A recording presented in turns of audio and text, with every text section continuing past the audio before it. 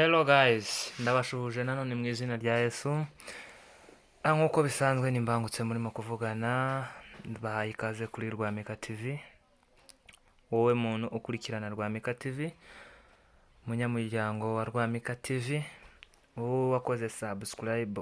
Ndavuga wowe wakoze subscribe wamaze kuyikora, ubu witwa umunyamuryango wacu. Iyi ni channel Rwamika TV icaho injana zo kwiga gucuranga iyobowe nanjye mbangutse. Hanyuma rero muri iyi minsi ndimo ndagenda ntekereza kuzajya ngenda mbazanira utuntu tw'utumelodi twiza tugoye turuhije kugira ngo mushirike ubunebwe mu ntoki. Hari abantu benshi baza bagira ubunebwe mu ntoki ukaza usanga intoki zabo zifite ibintu by'ubunebwe ta ntuza speed. Ndimo kugenda mbavumburira nk'utuntu nyine twotuma mugira speed mu ntoki tw'utumelodi twiza ushobora gucurangira muri sebeni cyangwa se igisirimba. Reka nshimire umuntu wese wakoze subscribe kuri channel Rwamika TV. Imana yo mu ijuru muheze umugisha. Niba ari bwo bwa mbere nawe ugeze kuri channel Rwamika TV, reba amavideo yose twagiye dukora, nuyakunda ugakunda n'ingi uhaye utegera ukore subscribe, ufungura inzogera, ibintu byose tuzajya dukora bite bikugeraho vuba vuba. Kandi nawe wakoze subscribe turagushimiye, uri inshuti yacu, uri umunyamuryango wacu, ndagushimiye cyane by'umwihariko. Imana yo mu ijuru guheza umugisha. Rero muraza kwihangana nanone muri iyi minsi nabuze cameraman wanje yagiye ku ishuri, ninjye uri muri kamerera. Ni ukuri ko Imana yo mu ijuru ibi bintu mwumva ndimo ndakoresha ukuboko kw'indyo, ukundi kw'imoso gufashe kamera, ntago byoroshye. Mu nsengere ni ukuri umuntu ukunda mbangutse mu nsengere kugira ngo mbone umuntu uzajya umfasha. Ntago ndimo kubikora neza, mba nshaka kuba nakoresha amaboko yombi kugira ngo mbere kutuntu twiza tugezweho ushobora gucuranga muri sebeni. Ikindi nongere guhumuriza abantu bafungiye amakanisa, mwihangane Imana irahari kandi izabikora. Ntago bivuze ngo mucike intege, mureke kwiga piano, mushiremo imbaraga cyane, mushiremo imbaraga mwige, noneho bazafungure mufite impano idasanzwe, umuriro waka, mucuranga neza, muhimbaza Imana. Akantu rero ntangiye ncuranga karasa nkaho kagoye kuri bamwe, abandi karoroshye kuri bamwe, so mukurikirane. Ngiye kukwereka amajwi nakoresheje, kurikirane ntimucike intege. Senti ndiho ndi 750 kuba yizi. Hanyuma kuri light 1 nakoresheje ijwi bita 60 clear. Mwayibonye light 1. Noneho light 2 ni solid guitar, uretse ko yanditseho tutugambo EDG, ariko wimagine ko ari solid guitar. Base rero ntago nirwa mvuga kuri base kuri left kuko ntago nyikoresha. Sebeni nakoresheje, ubwo nawe uzashyiramo sebeni yawe isanzwe. Hanyuma muraza kwihanganira ukuboko kwanjye kw'imoso. Muri iyi minsi maze iminsi mbahereza amavideo ntakoresha imoso kubera ikibazo mu rugo abana bose bagiye ku ishuri, nta mwana usigaye habe n'umwe. No mu minsi yashize nafotorwaga na mukecuru agapfa kubifotora ukabonye.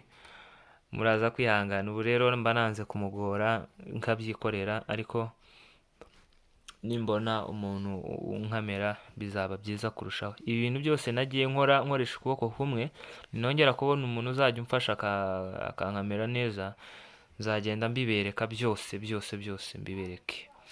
So kurikirana rero aka kantu rero ndimo gucuranga, so sinkibagiwe Mana yanjye. Ni akantu mba naryamye kakamelodi kakanza mu mutwe nkavuga, ariko aka kantu reka ngasangize inshuti zanjye zo kuri Rwamika TV. So kurikirana rero.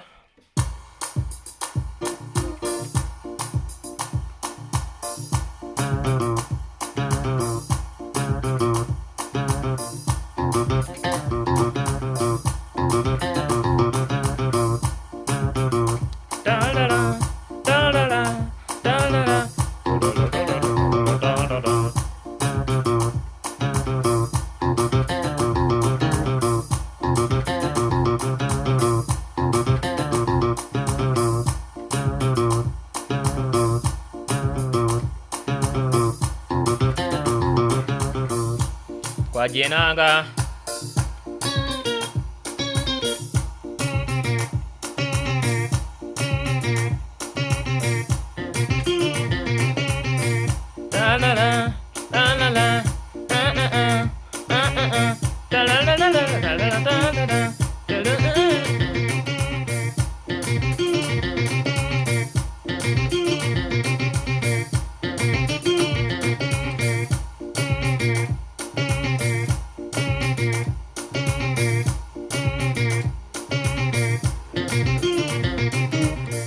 sole sole sole sole sole sole.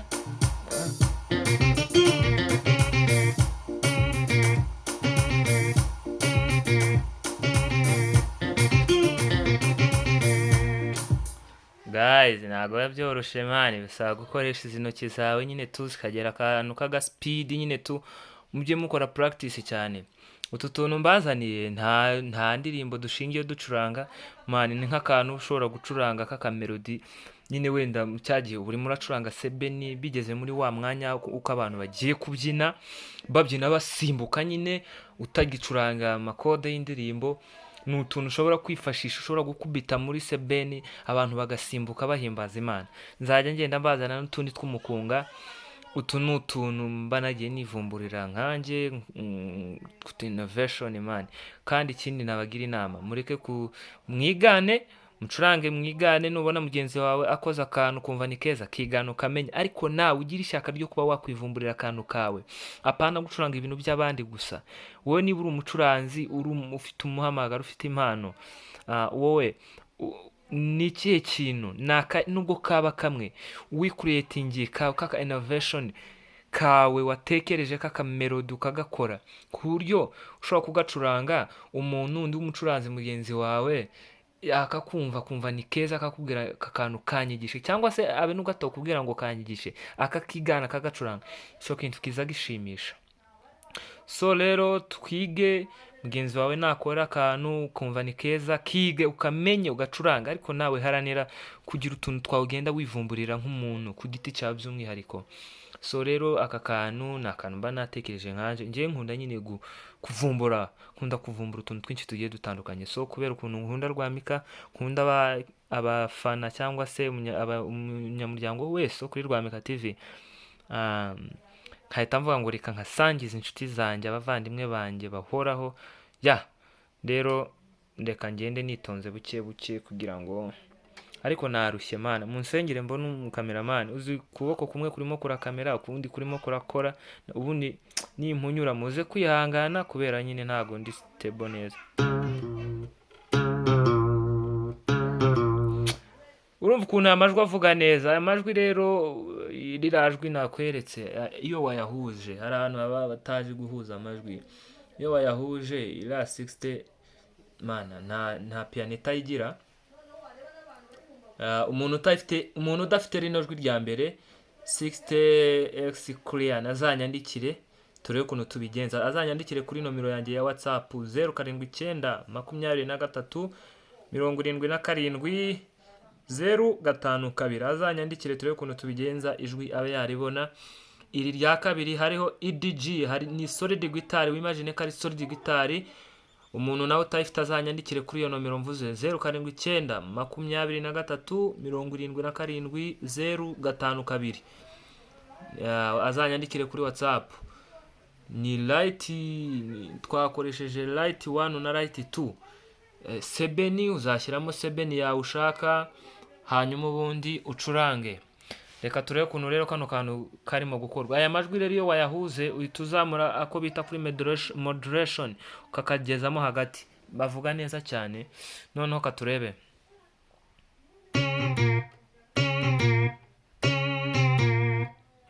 Ugongeye gutangira nerekana ibintu buhoro buhoro kugira ngo umuntu wese abashe kureba.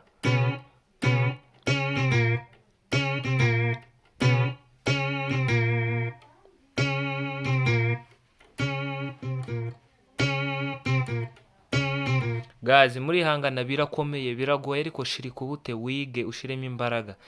Fata piano yawe, mu gihe ubonye amahirwe yo kubona piano, ufate telefone, ubanze wambare ekoteri, utegere wumve, urebe no ku ntoki zanje ukuntu ngenda nzitwara, ubundi nawe ukore practice, urabimenya.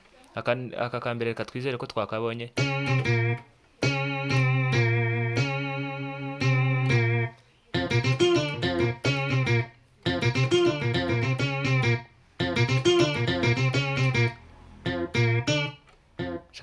Ubu rero biragoranye kubera intoki zanjye zamenyereye kunyaruka ziruka, gutwaza buhoro ndaza guhunyura birangora kujyanisha buhoro, ariko kambanze no iraza gukorana.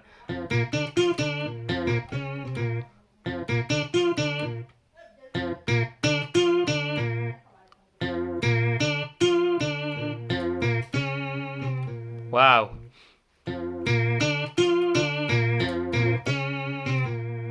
Ubwo ntwaje buhoro nyine nuko ngiye kukwereka formula noneho iraza kubyara iriya melody twarimo ducuranga.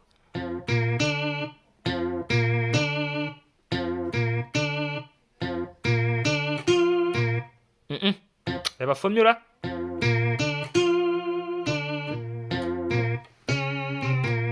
Ka kandi gasoza talala talala talala. Aha, aka kantu turimo turashaka formula yabyara kano kantu.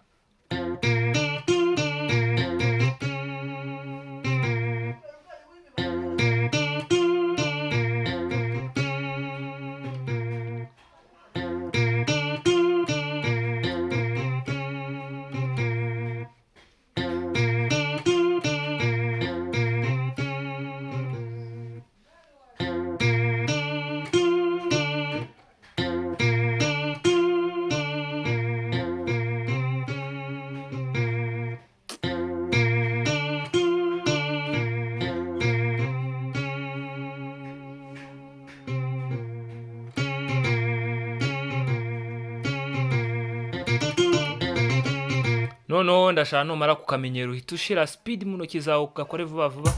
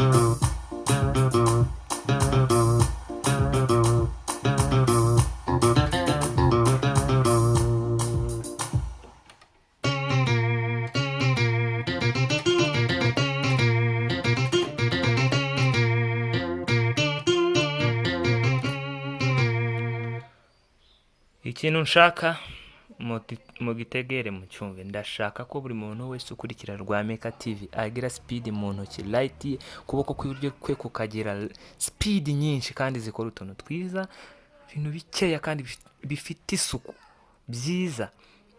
Aka ni akantu katarimo ibintu byinshi kandi guys urumva ko ari akantu karyoshye cyane, wakamenye kaba ari keza.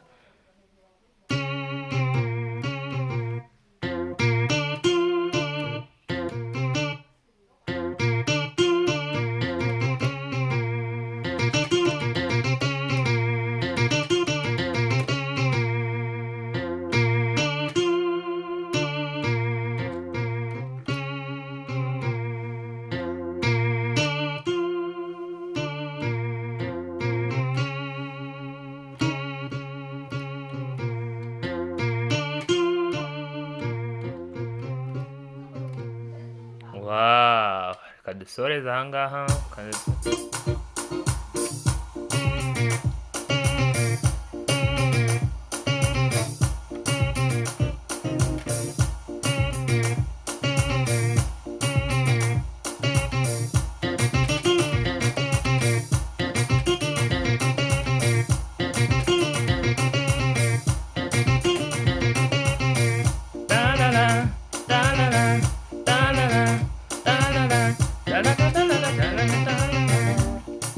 Wow, nzajya ngenda mbazanira utuntu twiza tugezweho turyoshya umuziki, turyoshya sebeni.